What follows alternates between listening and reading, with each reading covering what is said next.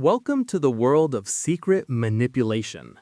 Most people think manipulation looks like yelling or threats, but the most dangerous manipulators are the quiet ones. They don't use a hammer, they use a scalpel. They perform psychological surgery on your self-esteem until you're doing exactly what they want, thinking it was your own idea. Today, we're exposing the 7 subtle signs someone is secretly pulling your strings. Let's dive in. First up, the responsibility flip. This happens when you bring up a valid concern. Maybe they forgot a commitment, and within 60 seconds, you are the one apologizing to them. They'll say things like, "I can't believe you're attacking me right now when you know how stressed I've been." Suddenly, their mistake is forgotten, and your lack of empathy is the new trial. If you find yourself constantly apologizing for having feelings, you aren't in a relationship, you're in a trap. Sign number 2 is the most famous and the most lethal: gaslighting. A secret manipulator doesn't just argue with your opinion, they argue with your memory. "I never said that." You're remembering it wrong. You're being paranoid. By flatly denying things that actually happened, they force your brain to reboot. Eventually, you stop trusting your own senses and start relying on their version of the truth. When you lose trust in your own mind, they have total control. Sign 3, the dopamine rollercoaster, intermittent reinforcement. Why is it so hard to leave a manipulator? Because of intermittent reinforcement. Manipulators act like human slot machines. One day, they shower you with love bombing, constant praise and affection. The next, they're cold and distant. This creates a literal chemical addiction in your brain. You stay through the cold periods because you're desperately chasing that next hit of affection. They keep you hungry so that even a tiny crumb of kindness feels like a feast. Sign 4, the professional victim. This person weaponizes their pain to bypass your boundaries. Their past is always a horror story, and everyone they've ever met is a villain. By staying in a permanent state of crisis, they force you into the role of the rescuer.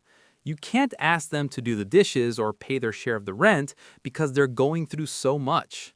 Their vulnerability isn't a bridge to connection, it's a shield against accountability. Sign 5, the silent sentence, passive aggression.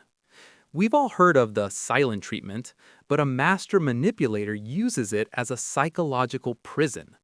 Instead of telling you why they're upset, they simply withdraw their presence. They'll walk through the house like you're a ghost. This forces you into a state of hypervigilance. You start scanning their face for clues, trying to fix a problem you didn't even create.